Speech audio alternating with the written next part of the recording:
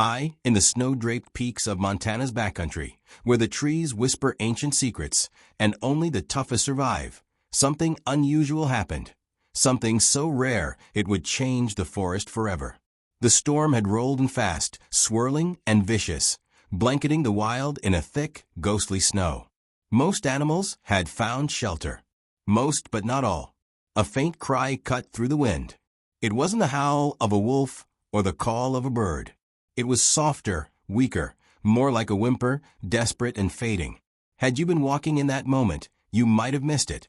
But someone heard it. An old wolf named Graytail, traveling alone, paused mid-step.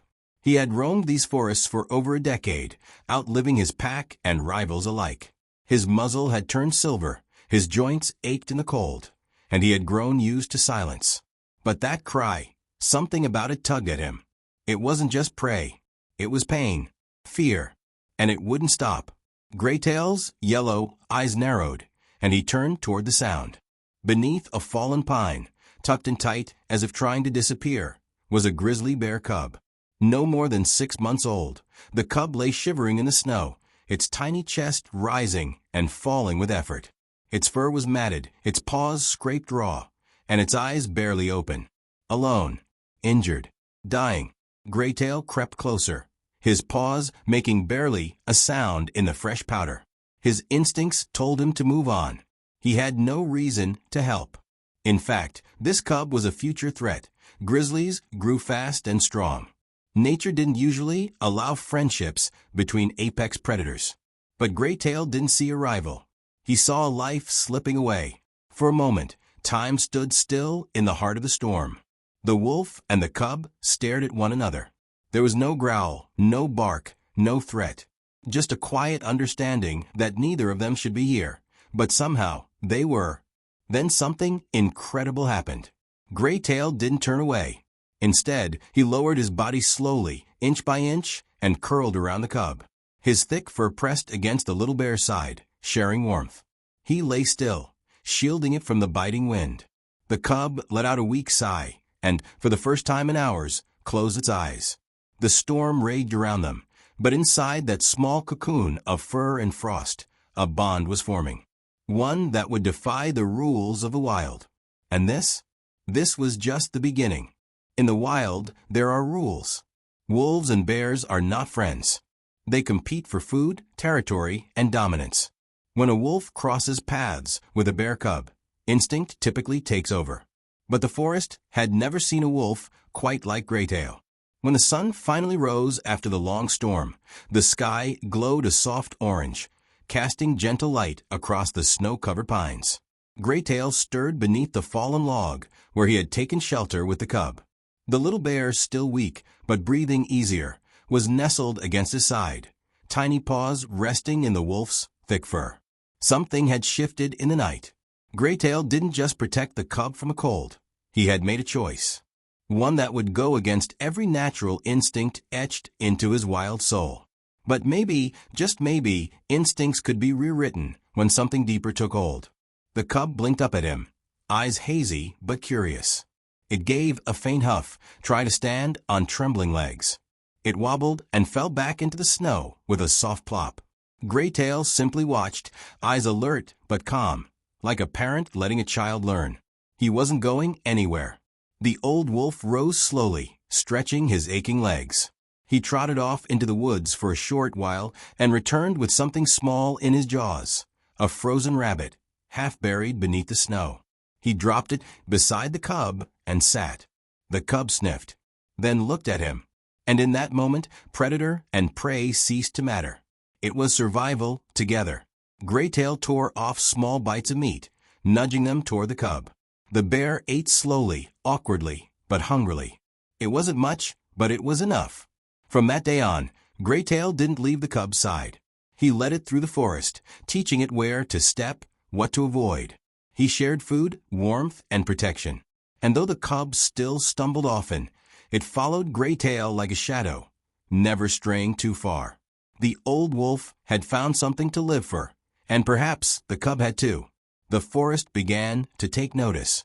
Birds chirped less urgently as the pair passed.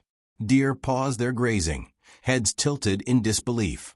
Even a bobcat, watching from a tree branch, blinked in silent awe. Stories like this didn't happen. Not here. Not in the raw, unforgiving wild. But Graytail wasn't just any wolf. And this cub? He wasn't just any bear. The old wolf had even given him a name, Little Thunder.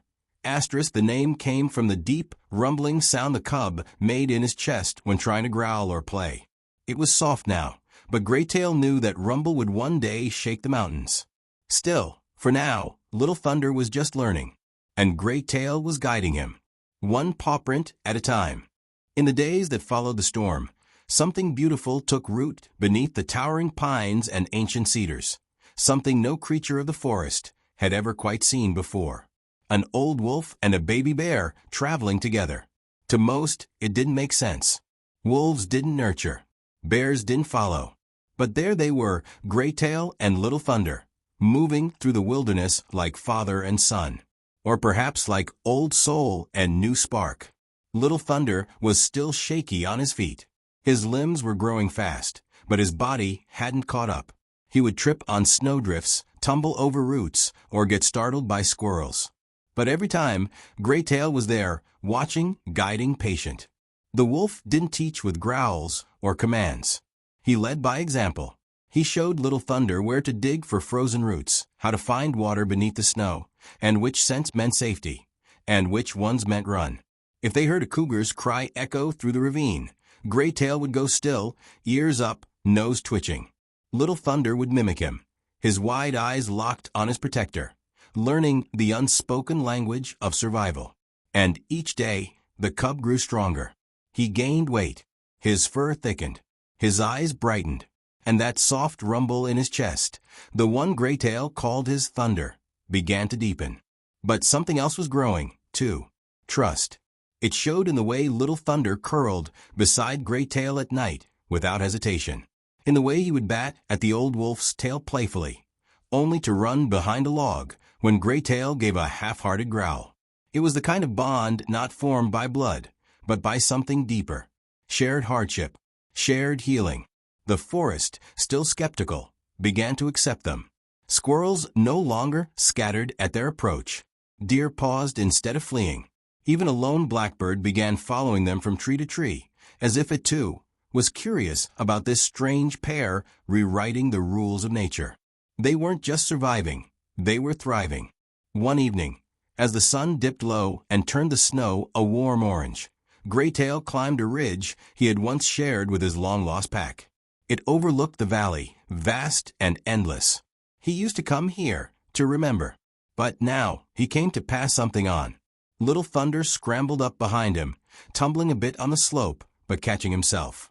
When he reached the top, panting and proud, Graytail didn't look at him. He looked out. "This will all be yours someday," he might have said, "if wolves could speak like we do." Instead, he gave a soft, satisfied grunt, lay down on the ledge, and let the wind tousle his fur. Little Thunder plopped beside him, pressing his warm side against the old wolf's ribcage. Two silhouettes against a setting sun. A moment no camera would ever capture. But the forest would remember it forever. Winter began to loosen its grip on the land. Snow melted into streams, and the forest awoke in shades of green and gold. Birds returned with song, trees budded with life, and for the first time in weeks, the world felt warm. But peace in the wild never lasts. Graytail and Little Thunder had found a rhythm. The bear cub, now heavier and far more agile, was thriving under the old wolf's watch. They roamed farther, climbing ridges and foraging in hidden meadows. The cub could even catch fish in the shallows now, slapping the water with his broadening paws to scoop dinner right out of the creek. Graytail watched it all quietly, with pride. But one morning, the air changed. It wasn't just warmer, it was wrong. Graytail lifted his nose, sniffing the breeze. Beneath the sweet scent of pine and damp earth, something sour lingered, an oily, unfamiliar stench. Diesel, metal, smoke, and human tracks.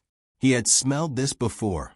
Years ago, when men with rifles and traps invaded the valley, setting silent snares and leaving behind blood and waste. They weren't hunters who respected the land. These were poachers. Trophies were their goal. And a young, healthy bear? That was a prize they'd brag about for a lifetime. Graytail's hackles bristled. He turned to Little Thunder, who was busy knocking a pine cone around like a toy. The cub's innocence was heartbreaking. He had no idea what was coming. They had to move. Now, Graytail led Little Thunder deep into the woods, away from the open trails and sunlit clearings. He returned to places only he knew, caves that once sheltered his pack, gorges where the wind masked their scent, and brush so thick no human could follow. Every night they moved farther, faster. But the poachers weren't just careless men, they were skilled trackers. Soon, Graytail spotted distant campfires on ridgelines. He heard the echo of ATV engines bouncing off the canyon walls. And worse, he found traps, freshly set, baited with meat, hidden beneath leaves. One nearly caught Little Thunder's paw. The forest, once their haven, was becoming a battlefield. Graytail knew what had to be done. He scouted one last place, a hidden cave beneath an ancient cedar tree, tucked between boulders so tightly even the wind hesitated to pass through. It was a place no human had ever stepped, a final sanctuary. That evening, as the sky turned to ash and the woods grew still, Graytail licked the cub's face and nudged him inside the cave. Little Thunder whimpered in confusion. He didn't understand. Graytail didn't explain. He simply looked into the cub's eyes, then turned and padded away, toward the danger, toward the poachers. The night was darker than usual. Thick clouds swallowed the moon, and a cold wind whispered through the trees like a warning. The forest had gone quiet, too quiet.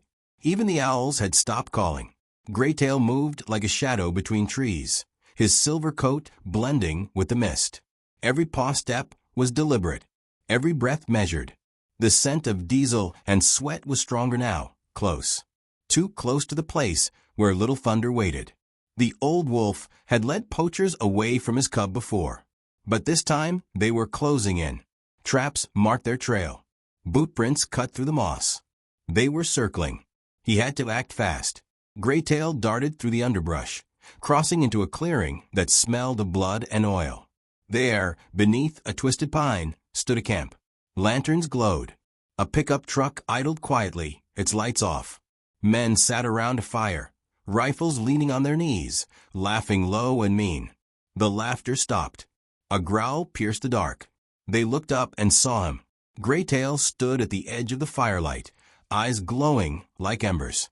His fur bristled, his teeth bared, and though he limped slightly from age, there was no fear in him, only fury. A shot rang out, echoing through the trees.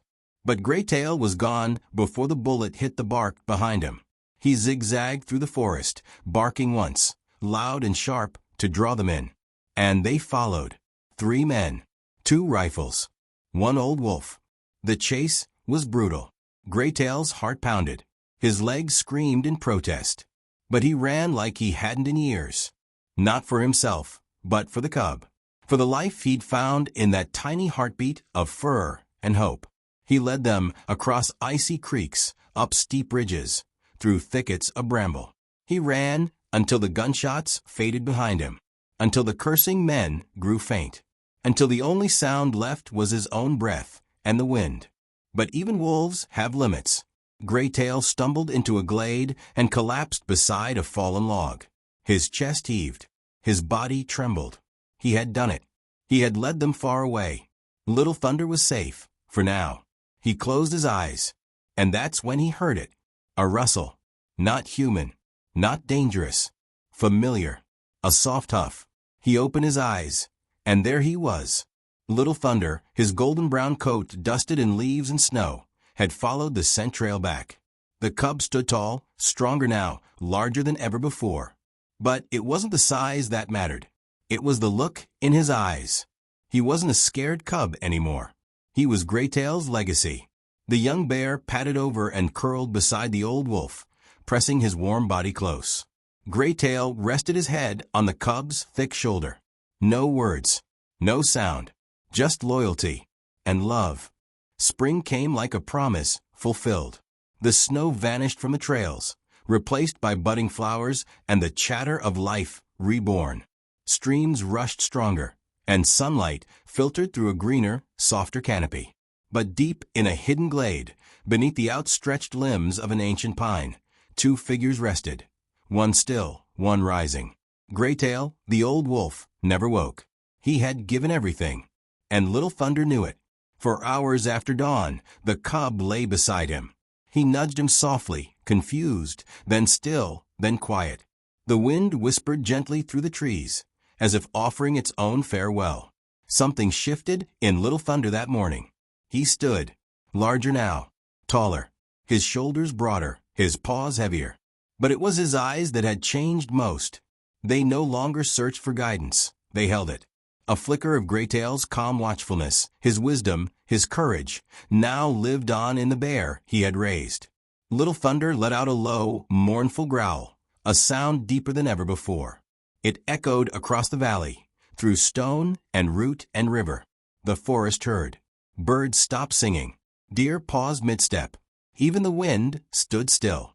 The wild knew. The old wolf had fallen, but the bond he forged had not. Little Thunder didn't leave the glade immediately. He stayed one more night beside Graytail, standing guard as the stars turned above them. And when the morning light spilled across the land again, he turned his massive frame north, to the mountains Graytail once showed him. And he walked, not like a lost cub anymore, but with the quiet strength of a guardian, not just of territory, but of legacy. He was no longer just Little Thunder. He was Thunder now. In the weeks that followed, strange stories rippled through the forest. A massive young grizzly, traveling alone, not to fight, but to protect. He freed a fox cub caught in a snare. He helped a lame elk cross a ravine. Even a mother wolf, starving and desperate, was allowed to drink beside him without fear. The animals remembered the old wolf, and now they followed the bear, not out of fear, but out of respect. The legend of Graytail and Thunder began to spread, not just as a tale of survival, but of something far more powerful. Love. Unlikely, unconditional, unshakable love.